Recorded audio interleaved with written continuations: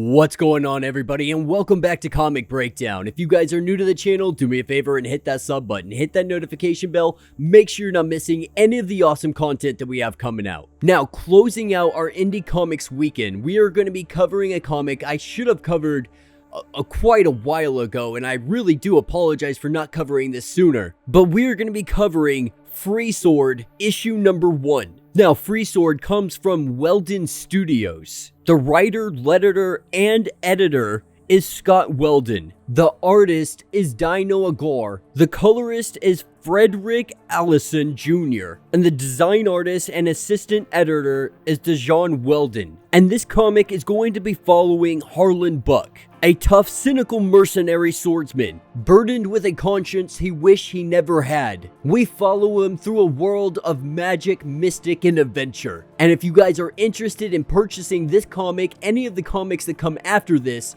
or anything coming from Weldon Studios, be sure to check out the link in my description, and be sure to check out their social media pages so you can keep up with all the Kickstarters that are going to be coming out. And with that being said, let's dive into this breakdown. Alright gang, so as we dive into issue number 1, we are picking up at a brothel called the Bed of Roses, the most popular of brothels in all the city of Ormont. Now Harland, he's not one for people. He's not one for crowds or all of this commotion, but he does come here for one reason, and that reason being Lillian Rose. So more or less, he comes here for a specific girl that he likes getting laid by, which completely down for. Like, do you, bro?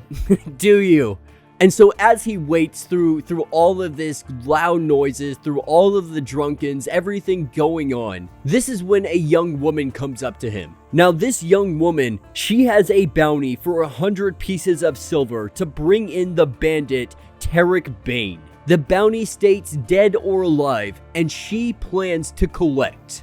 Having a good idea of the location where he might be, all she needs is someone's help in tracking him down and bringing him to justice. And she was told that Harland Buck, he is the best, that there is nobody better than him. And of course he declines this. It's not something he wants to do, it's not something he's interested in doing.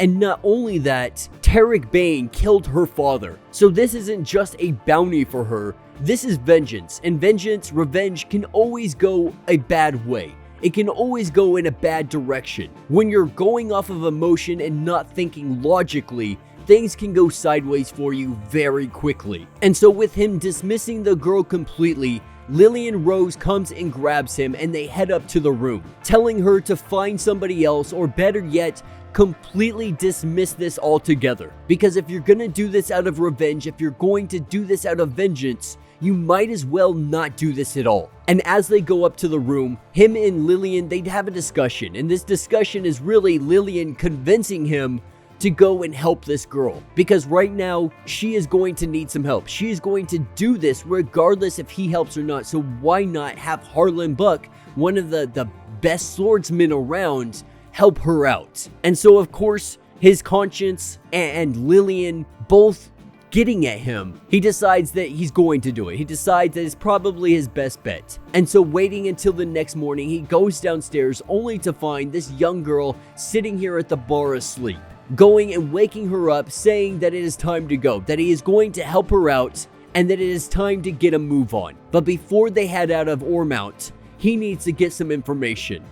And we see the two of them go around to local places, talking to some locals in the area, people they know, definitely some shady individuals, just trying to get some information out of them. Any information that they can figure out about Bane. Now, of course, some of this information, it has to come with some tough love. It has to come with some people getting the crap beat out of them for them to divulge exactly what Harland wants to know. But after getting all of the information they need, this is what takes them to Gold Hills.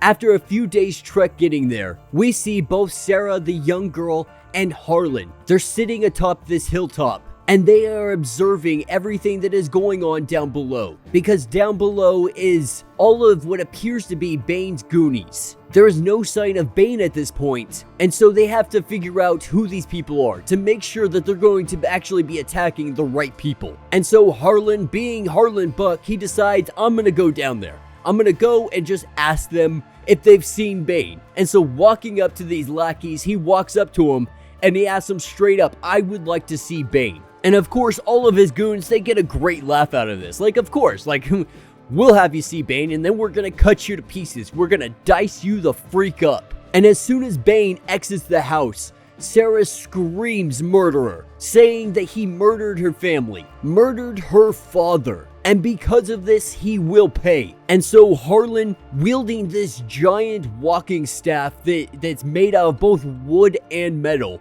he swings this thing around and he knocks the crap out of some guys. And with his goons appearing to lose this fight, Bane goes to make a run for it, because at the end of the day, he's not some tough brawler. He's a guy who can get other individuals to do what he wants. He is all talk, and we see him running away. Harland pulls out a crossbow. Pulling out this crossbow, he aims and he takes down the horse. Taking down this horse, this is where we see Sarah making her way over to him. And as she has her sword out, she goes to put in that executioner strike to end his life right here and right now. But as she goes down to strike, this is when Harland stops her. And as Harland puts his sword in front of hers, we can see the anger in her face build up and her frustration trying to figure out why he is stopping this. And we see Bane rising up with a sword over his head. Harland thrusts his sword into the chest. Driving his sword into Bane's chest, Bane's life slowly starts to deplete. And Sarah is in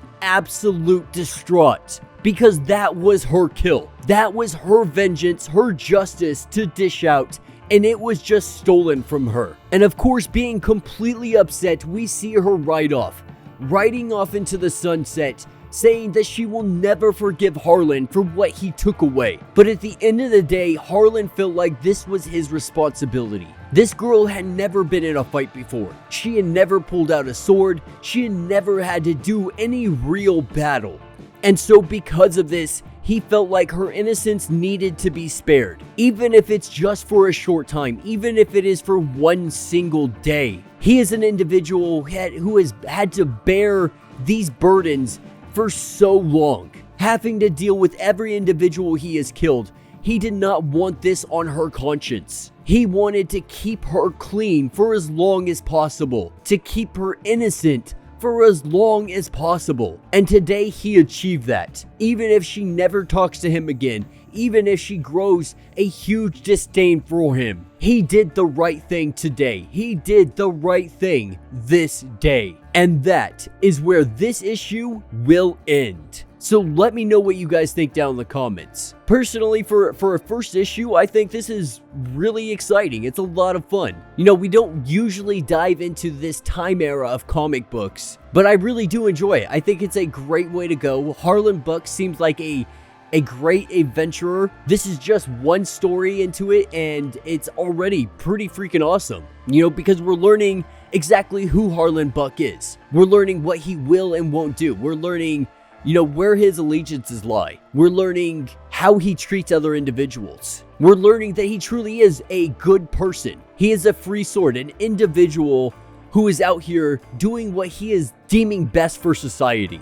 A vigilante of the Middle Ages, if you will. And so I think the dialogue, the writing was 100% on point. It wasn't overloaded with dialogue in huge paragraphs to where you feel like you're reading more than you're actually enjoying the comic.